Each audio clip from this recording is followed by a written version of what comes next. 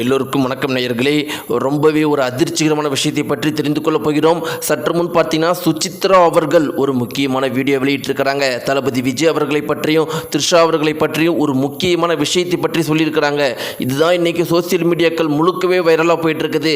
இப்படிப்பட்ட ஒரு விஷயம் இருக்குது அப்படிங்கிறதே பல பேருக்கு தெரியாமல் இருந்த காரணத்தினால இன்றைக்கி டிவிக்கு தொண்டர்களே இந்த குறிப்பிட்ட விஷயத்தை பரபரப்பாக பேசிகிட்டு இருக்கிறாங்க. இன்னும் சில பேர் சுசித்ராவை பற்றின ஒரு முக்கியமான விஷயத்தை சொல்லியிருக்கிறாங்க. இதுதான் இன்னைக்கு மிக பெரும் அளவுக்கு பரபரப்பாக போயிட்டு இருக்குது. தளபதி விஜய் அவர்களுக்கும் த்ரிஷா அவர்களை பற்றியும் சுசித்ரா அவர்கள் என்ன சொன்னாங்கங்கிற அந்த அதிர்ச்சிகரமான விஷயத்தை பற்றி நாம் தெரிந்து கொள்ள போகிறோம். வாங்க வீடியோக்குள்ள போகலாம். நம்முடைய சேனலுக்கு நீங்கள் புதியவராக இருந்தால் மறக்காமல் சப்ஸ்கிரைப் பண்ணுங்க.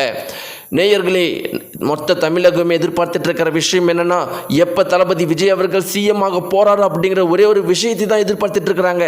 எல்லாருமே இப்போ எந்த ஒரு நிலைமைக்கு வந்துட்டாங்க அப்படின்னு பார்த்தீங்கன்னா, நாங்கள் பொறுத்து பொறுத்து பொறுத்து பார்ப்போம். எங்களுடைய அண்ணனை சிஎம் ஆக்கலைனா மிகப்பெரிய அளவுக்கு போராட்டம் வெடிக்கும். ஜல்லிக்கட்டு போன்ற ஒரு மிகப்பெரிய போராட்டத்தை ஏற்படுத்தி நாங்கள் ஆட்சியை மீண்டும் கொண்டு வருவோம். இல்லைன்னா ரீஎலெக்ஷன் வைங்க, 200க்கும் மேற்பட்ட சீட்டை டிவிக்கு அடிக்க நாங்கள் வைக்கிறோம் அப்படின்னு ஒவ்வொருத்தருமே சொல்லிட்டு இருக்கிறாங்க.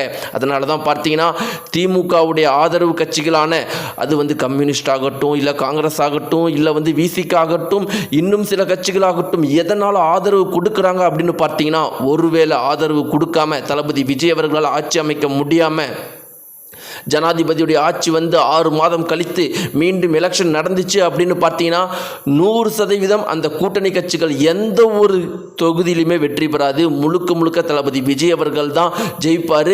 அவரே தன்னந்தனியாக ஆட்சி அமைச்சிட்டு போயிடுவார். அதனால் இவங்களுக்கு ஒரு சீட்டு கூட கிடைக்காது அப்படிங்கிற ஒரே ஒரு விஷயத்தை தெரிஞ்சுக்கிட்டு தான் இன்றைக்கி தளபதி விஜய் அவர்களுக்கு ஆதரவு கொடுக்குறாங்க. அப்படிங்கிறதுல எந்த ஒரு மாற்று கருத்துமே கிடையாது.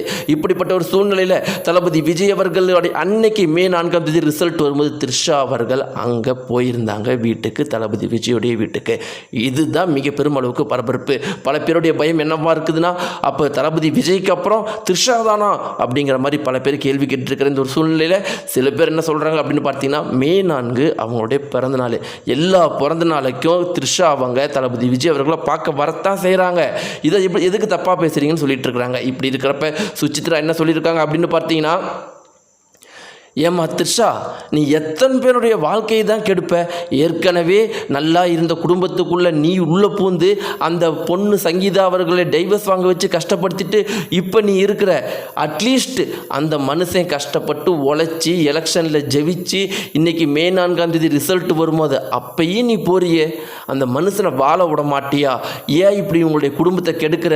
ஏன் அந்த மனுஷனுடைய கனவை அழிக்கிற? அப்படிங்கிற மாதிரி கேட்டுட்டு இதுக்கு என்ன தீர்வு அப்படிங்கிறது தெரியல. நாளைக்கு த்ரிஷா ஒருவேளை ஆட்சிக்கு வந்தால் மக்கள் ஏற்றுப்பாங்களாங்கிற பார்க்கலாம் அப்படிங்கிற மாதிரி சுசித்ரா அவர்கள் சொன்ன தகவல் இருக்குது. இதுக்கு டிவிக்கு தொண்டர்கள் சொல்கிற விஷயம் என்ன அப்படின்னு பார்த்தீங்கன்னா, தளபதி விஜய் அவர்கள் கூட இன்னைக்கு வந்தவங்க த்ரிஷா கிடையாது, 30 வருஷமாக இருக்கிறாங்க.